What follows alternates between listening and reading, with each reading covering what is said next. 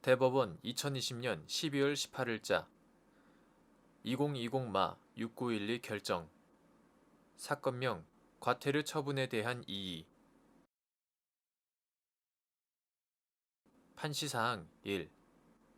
질서 위반 행위에 대하여 과태료 부과의 근거 법률이 개정되어 행위 시의 법률에 의하면 과태료 부과 대상이었지만 재판 시의 법률에 의하면 과태료 부과 대상이 아니게 된 경우 과태료를 부과할 수 있는지 여부. 원칙적 소극. 판결 요지 1. 과태료 부과에 관한 일반 법인 질서 위반 행위 규제법에 의하면 질서 위반 행위의 성립과 과태료 처분은 원칙적으로 행위 시의 법률에 따르지만 제3조 제1항 질서 위반 행위 후 법률이 변경되어 그 행위가 질서 위반 행위에 해당하지 아니하게 되거나 과태료가 변경되기 전의 법률보다 가볍게 된 때에는 법률에 특별한 규정이 없는 한 변경된 법률을 적용하여야 한다. 제3조 제2항 따라서 질서 위반 행위에 대하여 과태료 부과의 근거 법률이 개정되어 행위 시의 법률에 의하면 과태료 부과 대상이었지만 재판 시의 법률에 의하면 과태료 부과 대상이 아니게 된 때에는 개정 법률의 부칙에서 종전 법률 시행 당시에 행해진 질서 위반 행위에 대해서는 행위 시의 법률을 적용하도록 특별한 규정을 두지 않은 이상 재판 시의 법률을 적용하여야 하므로 과태료를 부과할 수 없다. 판시사항 2. 2018년 12월 31일 이전에 이루어진 현금 영수증 발급 의무 위반 행위에 대하여는 행위 시의 법률인 조세범 처벌법 제15조 제1항을 적용하여 과태료를 부과하여야 하는지 여부. 적극. 판결 요지 2. 조세범 처벌법 2018년 12월 31일 법률 제16108호로 개정되기 전의 것. 이하 조세범 처벌법이라 한다. 제15조 제1항은 소득세법 제162조의 3, 제4항에 따른 현금 영수증 발급 의무를 위반한 자에 대해서는 현금 영수증을 발급하지 아니한 거래 대금의 50%에 상당하는 과태료를 부과한다고 규정하였다. 그러나 2018년 12월 31일 법률 제16108호 조세범 처벌법 개정 법률에서 위 조항을 삭제하고 2018년 12월 31일 법률 제16104호 소득세법 개정 법률에서 제81조 제11항 제3호의 소득세법 제162조의 3, 제4항을 위반하여 현금 영수증을 발급하지 아니한 경우 해당 과세 기간의 결정세액에 더하여 미발급 금액의 20%에 해당하는 가산세를 부과한다는 규정을 신설하였다. 이로써 사업자의 현금 영수증 발급 의무 위반에 대한 제재 수단이 과태료에서 가산세로 변경되었다.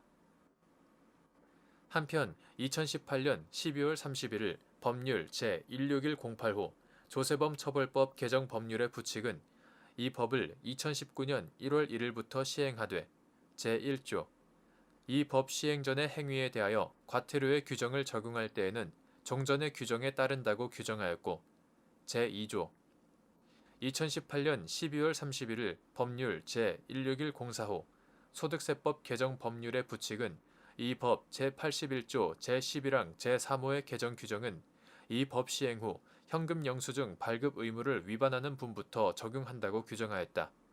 제8조 제5항 이와 같은 법률의 개정 경과 법률 제16108호 조세범 처벌법 개정 법률 부칙 제2조의 경과 규정 내용 등에 비추어 보면 2018년 12월 31일 이전에 이루어진 현금 영수증 발급 의무 위반 행위에 대해서는 행위 시의 법률인 조세범 처벌법 제15조 제1항을 적용하여 과태료를 부과하여야 한다.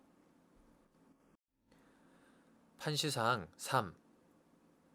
조세범 처벌법 제15조 제1항에 따른 과태료 사건에 관할 법원이 같은 조 제2항에서 정한 감경 사유에 해당하지 않는 경우에도 제1항의 과태료 부과 기준율과 다른 부과 기준율을 적용하거나 과태료 금액을 감경할 수 있는 재량이 있는지 여부. 소급. 판결 요지 3. 조세범 처벌법 2018년 12월 31일 법률 제16108호로 개정되기 전의 것. 이하 구 조세범 처벌법이라 한다.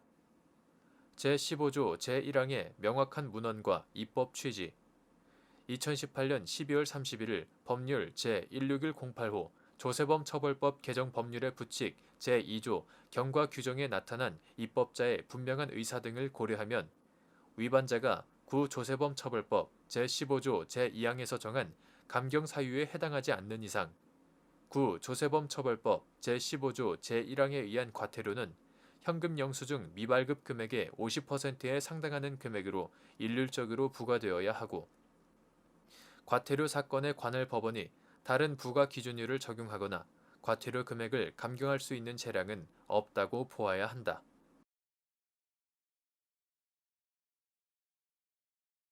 대법원 2020년 12월 24일 선고 2015다 222-920 판결 사건명 건물 철거 등 판시사항 1. 사찰이 독립한 실체로서 권리 의무의 주체가 되기 위하여 갖추어야 할 요건 판결요지 1. 사찰이란 불교 교의를 선포하고 불교의식을 행하기 위한 시설을 갖춘 승려, 신도의 조직인 단체로서 독립한 사찰로서의 실체를 가지기 위해서는 물적 요소인 불당 등의 사찰 재산이 있고 인적 요소인 주지를 비롯한 승려와 상당수의 신도가 존재하며 단체로서의 규약을 가지고 사찰이 그 자체 생명력을 가지고 사회적 활동을 할 것을 필요로 한다. 판시사항 2. 사찰이 특정 종단에 소속하려면 사찰과 종단 사이의 합의가 전제되어야 하는지 여부. 적극.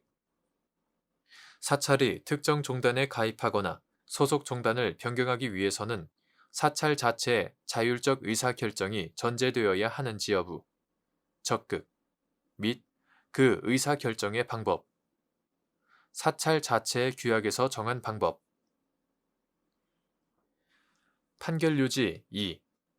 법인격 없는 사단이나 재단으로서 권리 의무의 주체가 되는 독립한 사찰은 독자적으로 존속할 수도 있지만 종교적 이념이나 교리 또는 종교적 이해관계를 같이 하는 사람과 단체로 구성된 상위 종단에 소속되어 존속하기도 하는데 사찰의 종단 소속 관계는 사법상 계약의 영역으로서 사찰이 특정 종단에 소속하려면 이에 관한 사찰과 특정 종단 사이의 합의가 전제되어야 한다.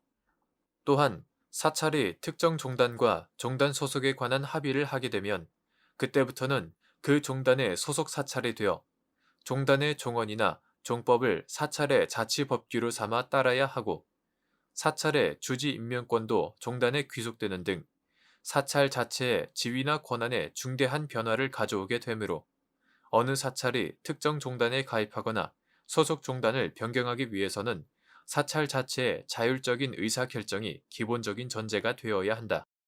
한편 사찰의 자율적인 의사결정 방법은 사찰의 법적 성격이 법인격 없는 사단인지 아니면 법인격 없는 재단인지에 따라 달라질 수 있겠지만 적어도 사찰 자체의 규약에서 정하는 방법에 따라야 할 것이다.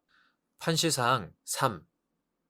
어느 종단 소속인지 불분명한 사찰이 구 불교재산관리법에 따라 특정 종단의 소속임을 밝히면서 사찰 등록 신청을 하여 관할 관청에 등록된 경우 위 사찰을 특정 종단 소속 사찰로 인정할 수 있는지 여부. 원칙적 적극.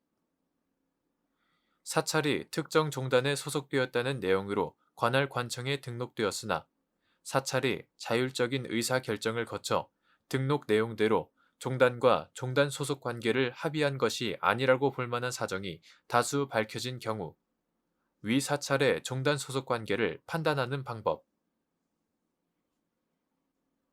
판결요지 3. 어느 종단에 소속하는지 불분명한 사찰이 구 불교재산관리법 1987년 11월 28일 법률 제39745 전통사찰보존법 부칙 제2조로 폐지 이하 같다에 따라 특정 종단의 소속임을 밝히면서 사찰 등록 신청을 하였고 관할 관청의 요건 흠결 심사를 거쳐 등록이 되었다면 특별한 사정이 없는 한 특정 종단의 소속 사찰로 인정할 수 있다. 구 불교재산관리법에 따라 등록 신청을 하는 사찰이 관할 관청에 소속 종단에 관한 사항을 제출하는 것은 해당 사찰이 자율적인 의사결정을 거쳐 자신이 속하기로 한 특정 종단과 종단 소속 관계에 합의를 하였음을 대외적으로 밝히는 의사표시로 볼 수 있기 때문이다. 그렇지만 사찰이 권리 의무의 주체로 되는데 구 불교재산관리법에 따른 관할 관청회의 등록이 반드시 그 요건이 되는 것은 아니고 구 불교재산관리법에 따른 관할 관청회의 등록 자체로 인하여 사찰의 민사상 권리 또는 법률 관계에 변동을 가져오거나 사찰의 실체를 좌우하는 것도 아니다.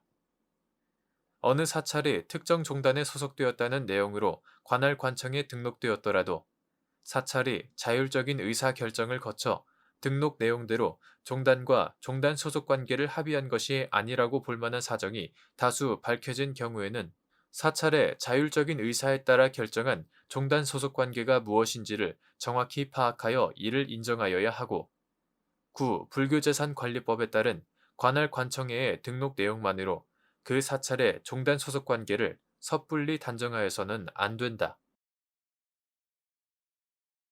대법원 2020년 12월 24일 선고 2017-51603 판결 사건명 손해배상 기 판시사항 1. 민법 제751조 제1항에서 정한 재산 이외의 손해에 수량적으로 산정할 수 없으나 사회통념상 금전평가가 가능한 무형의 손해가 포함되는지 여부 적극 및 이러한 비재산적 손해의 배상 청구는 독립된 하나의 소송물로서 소송상 일체로 취급되어야 하는지 여부 적극 판결 요지 1. 민법 제751조 제1항은 불법 행위로 인한 재산 이외의 손해에 대한 배상 책임을 규정하고 있고 재산 이외의 손해는 정신상의 고통만을 의미하는 것이 아니라 그 외에 수량적으로 산정할 수 없으나 사회통념상 금전평가가 가능한 무형의 손해도 포함된다. 그리고 이러한 비재산적 손해의 배상 청구는 독립된 하나의 소송물로서 소송상 일체로 취급되어야 한다. 판시사항 2. 사용자가 노동조합의 조직 또는 운영에 지배, 개입하는 행위가 건전한 사회통념이나 사회상규상 용인될 수 없는 정도의 일은 부당노동행위로 인정되는 경우 사용자가 이로 인한 노동조합의 비재산적 손해에 대하여 위자료 배상 책임을 부담하는지 여부 적극 판결 요지 2. 사용자가 노동조합의 조직 또는 운영에 지배, 개입하는 행위가 건전한 사회통념이나 사회상규상 용인될 수 없는 정도의 일은 부당노동행위로 인정되는 경우 그 지배, 개입 행위는 헌법이 보장하고 있는 노동조합의 단결권을 침해하는 위법한 행위로 평가되어 노동조합에 대한 불법 행위가 되고 사용자는 이로 인한 노동조합의 비재산적 손해에 대하여 위자료 배상 책임을 부담한다. 판시사항 3.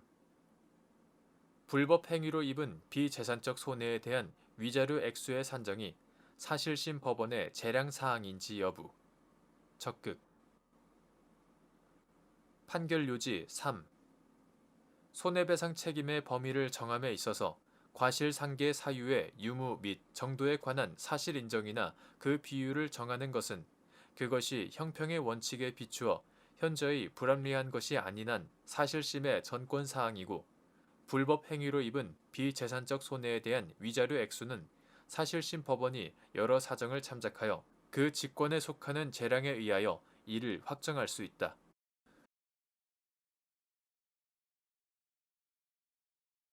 대법원 2020년 12월 24일 선고 2019-293-098 판결 사건명 해고 무효 확인 판시사항 1.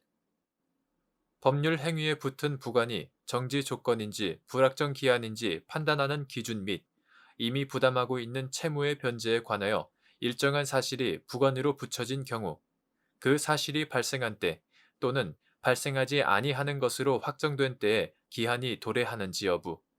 원칙적 적극. 판시사항 1. 부관이 붙은 법률 행위의 경우에 부관에 표시된 사실이 발생하지 아니하면 채무를 이행하지 아니하여도 된다고 보는 것이 타당한 경우에는 조건으로 보아야 하고, 표시된 사실이 발생한 때에는 물론이고 반대로 발생하지 아니하는 것이 확정된 때에도 채무를 이행하여야 한다고 보는 것이 타당한 경우에는 표시된 사실의 발생 여부가 확정되는 것을 불확정 기한으로 정한 것으로 보아야 한다. 그리고 이미 부담하고 있는 채무의 변제에 관하여 일정한 사실이 부관으로 붙여진 경우에는 특별한 사정이 없는 한 그것은 변제기를 유예한 것으로서 그 사실이 발생한 때 또는 발생하지 아니하는 것으로 확정된 때에 기한이 도래한다. 판시사항 2. 당사자 사이에 법률 행위의 해석을 둘러싸고 이견이 있어 당사자의 의사 해석이 문제되는 경우 법률 행위를 해석하는 방법. 판결요지 2. 법률 행위의 해석은 당사자가 표시 행위에 부여한 객관적인 의미를 명백하게 확정하는 것으로서 당사자 사이에 법률 행위의 해석을 둘러싸고 이견이 있어 당사자의 의사 해석이 문제되는 경우에는 법률 행위의 내용, 그러한 법률 행위가 이루어진 동기와 경위, 법률 행위에 의하여 달성하려는 목적, 당사자의 진정한 의사 등을 종합적으로 고찰하여 논리와 경험치에 따라 합리적으로 해석하여야 한다. 판시사항 3.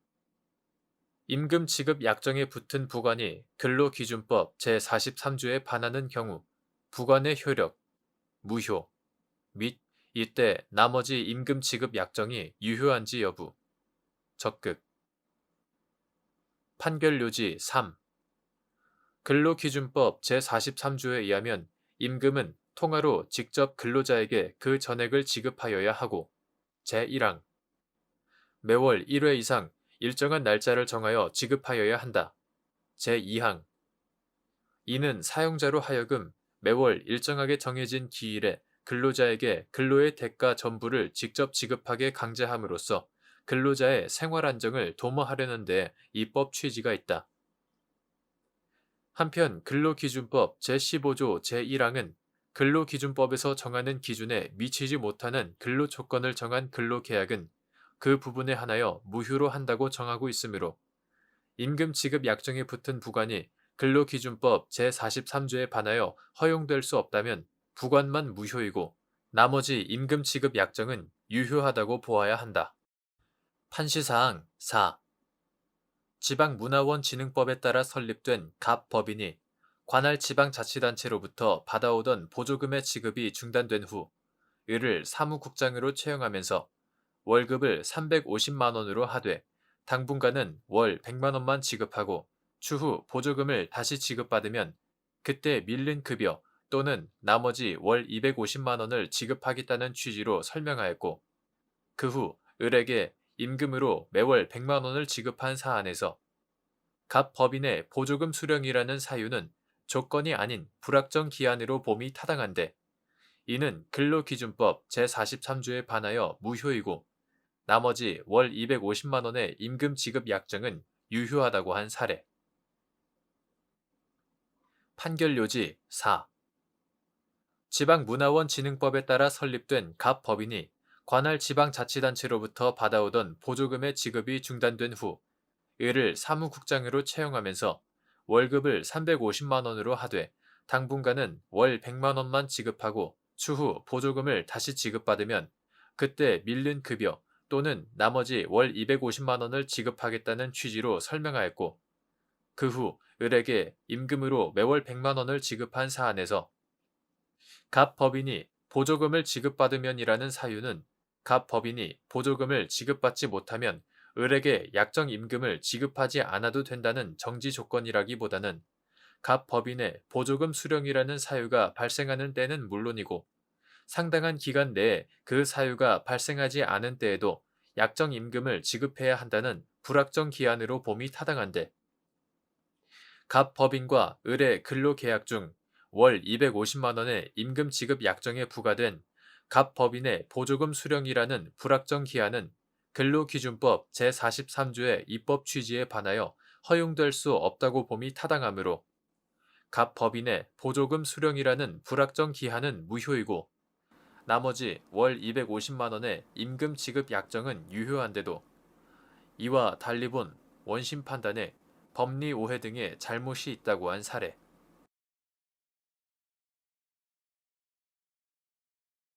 대법원 2020년 12월 30일 선고 2017다 17603 판결 사건명 임대차 보증금 반환 판시사항 1. 당사자 사이에 법률 행위의 해석을 둘러싸고 다툼이 있어 처분 문서에 나타난 당사자의 의사 해석이 문제되는 경우 처분 문서를 해석하는 방법. 판결 요지 1. 처분 문서는 그 성립의 진정함이 인정되는 이상 법원은 그 기재 내용을 부인할 만한 분명하고도 수긍할 수 있는 반증이 없으면 처분 문서에 기재된 문헌대로 의사표시의 존재와 내용을 인정하여야 한다. 당사자 사이에 법률 행위의 해석을 둘러싸고 다툼이 있어 처분 문서에 나타난 당사자의 의사 해석이 문제되는 경우에는 문헌의 내용, 법률 행위가 이루어진 동기와 경위, 법률 행위로서 달성하려는 목적, 당사자의 진정한 의사 등을 종합적으로 고찰하여 논리와 경험칙에 따라 합리적으로 해석하여야 한다.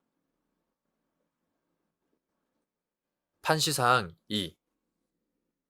하나의 법률 관계를 둘러싸고 각기 다른 내용을 정한 여러 개의 계약서가 순차로 작성되어 있으나 당사자가 그 계약서에 따른 법률 관계나 우열 관계를 명확하게 정하지 않은 경우 각 계약서의 내용 중 서로 양립할 수 없는 부분에 관하여 해석하는 방법. 판결 요지 2. 하나의 법률 관계를 둘러싸고 각기 다른 내용을 정한 여러 개의 계약서가 순차로 작성되어 있는 경우 당사자가 그러한 계약서에 따른 법률 관계나 우열 관계를 명확하게 정하고 있다면 그와 같은 내용대로 효력이 발생한다. 그러나 여러 개의 계약서에 따른 법률 관계 등이 명확히 정해져 있지 않다면 각각의 계약서에 정해져 있는 내용 중 서로 양립할 수 없는 부분에 관해서는 원칙적으로 나중에 작성된 계약서에서 정한 대로 계약 내용이 변경되었다고 해석하는 것이 합리적이다. 판시사항 3. 갑이 을로부터 상가 건물 일부를 임차하는 임대차 계약을 체결하면서 임대차 기간을 5년으로 정하였는데 그 후 갑과 을이 위 임대차 계약의 내용을 변경하면서 임차 면적, 임대차 기간, 월 차임, 특약사항에 관하여 내용이 약간씩 다른 4개의 임대차 계약서를 차례로 작성한 사안에서 위 4개의 임대차 계약서 중 가장 마지막으로 작성된 임대차 계약서에 기재된 문헌에 따라 임대차 계약 기간을 위 계약서의 특약사항에서 정한 임대 시작일로부터 5년이라고 본 원심 판단에 법리 오해 등의 잘못이 없다고 한 사례. 판결 요지 3. 갑이 을로부터 상가 건물 일부를 임차하는 임대차 계약을 체결하면서 임대차 기간을 5년으로 정하였는데 그 후 갑과 을이 위 임대차 계약의 내용을 변경하면서 임차 면적, 임대차 기간, 월 차임, 특약사항에 관하여 내용이 약간씩 다른 4개의 임대차 계약서를 차례로 작성한 사안에서 세 번째로 작성된 임대차 계약서가 세무서에 제출할 목적으로 허위로 작성된 사실에 대하여는 갑과 을 사이에 다툼이 없으나 가장 마지막으로 작성된 임대차 계약서 이하 제4임대차 계약서라 한다.